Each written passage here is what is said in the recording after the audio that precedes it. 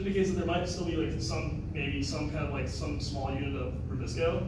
I actually think it's actually around here, Jill. If you guys want to have a paper copy of it, and it's also in the lab if you want to take a look. But we have it at pretty high purity. This is how we know that this is what we want. So plant proteins don't generally express the Ebola epitope tag, unless, I mean, actually I can think of a few ways. Contamination, but generally plants don't express Ebola. So we use an antibody that binds to the Ebola epitope tag. We don't have an anti-M2E antibody. We're going to get one maybe after like the vaccination. I mean, hopefully we're going to get at least some. So instead we decided to use what we had best, and we did the anti-H68. H68 is the purple bit, the antibody, the epitope tag. It binds to it, and then we use another antibody that has an enzyme that uses a reagent that we put it in to kind of fluoresce, and it binds to this antibody. And so this Western blot confirms with pretty good certainty that we do definitely have the RIC. And you have the molecular weights up here, just to kind of confirm. I wouldn't force you guys to guess how large they are.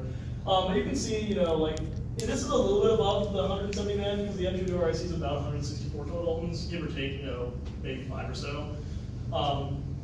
But that can be explained for a few reasons. You can get some immune complex formation in this Western because this is a non-reducing Western, so it wouldn't necessarily dissolve the bonds that are holding it together. And additionally, you can kind of see on the Kumasi, even though these were on the same time, the band is a little bit closer to 170. And then the other way we know that it is what we want, instead of just some random protein that's like 170 kilodaltons in size, is we ran a reducing Kumasi. And Kumasi staining, by the way, it uses a protein stain that just kind of dyes it. It's like, okay, this is a protein. And it separates them out by size. So this is an immunoglobulin. This is just normal IgG antibodies. This is under reducing conditions. And so IgGs are held together by disulfide bonds. This breaks them. So this is a heavy chain of the antibody, the blue bit in that picture I showed you. And this is the light chain of the antibody, so the red bit. You can see here, the light chain has no change in mass. It is identical to the standard. This, however, has a small change in mass, maybe about 7 kilodaltons, perhaps. I don't know.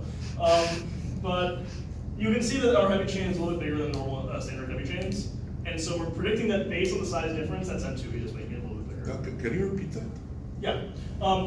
So the size difference we're inferring is because of M2E. And it's a heavy chain fused to it. Between which and which? This one. How large is, how many copies of the M2E do you have there? You said that you have two. You have two. So what's expected molecular weight? So the expected molecular weight of the M2E H68 IgH is about 57 kilodaltons. Because H68 has a little bit of mass on its own as well, that we accounted for. And without the M2E, what's expected molecular weight? Should be about 50 kilodaltons, just about. So yeah, because we didn't see any change in the light chain and it's in the heavy chain, and the Western blot, you know, we're pretty confident that we have the M2E RIC successfully. If we do get an anti-M2E antibody in the future, we're going to go back and like test this to make sure that this is definitely M2E, but also the fact that we're going to have an anti-M2E antibody in the first place also kind of confirms. What other ways? Well, I'll ask you that later. Okay. So conclusion. You guys can get home soon. The M2E RIC was successfully expressed at high levels, high enough levels. The immune complex formation could be occurring, and that's evidenced by larger bands above the 180 kilodalton mark. But I mean, there are other ways to confirm. And some concluding remarks. Wait, did I just duplicate the slide? No, I didn't. Okay. So there are high enough concentrations for vaccination trials, which we're going to be performing. They're planned to start within a week, actually. The mouse that are going to be evaluated using the synthetic M2E peptide, I actually spent 8 months trying to grow this, as members of my lab are familiar with. It's been surprisingly difficult to grow this in plants or otherwise. We're guessing maybe some inclusion bodies. I was going to talk to a member of the Moore lab to help maybe purify it. But then I found out you can buy the peptide for about 1 milligram per milliliter for $60 instead of spending 8 months of your time trying to do it. And presumably several $100s per reagent, I'm sorry. So future directions. We have considered making them to BLP. Maybe more on that. We're going to add HA to the M2E RIC. Dr. Mason and I discussed this, and he brought up a good point in that you might have like a dominant epitope kind of situation, but it turns out they actually have pretty good synergy in lit. You can change up the sequence a bit. We're gonna definitely do the heterologous repeats. I'll be here for another year, so I'll give you some time to work on that. We can definitely include avian flu, because that's kind of a big threat that's happening. We can try an MC fusion. We can just fuse M2E just to the FC region, see how that works.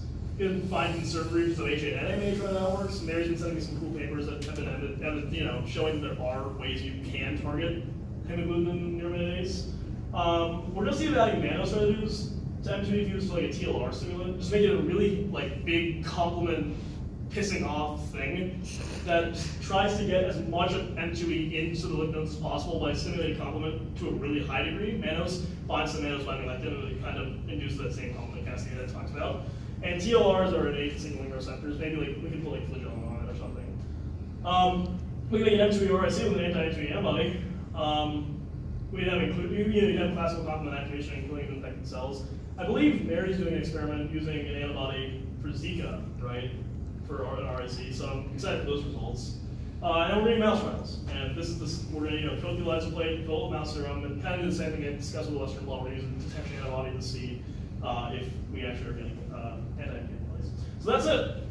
Here's like 3 references pages. There's a lot of references. Woo!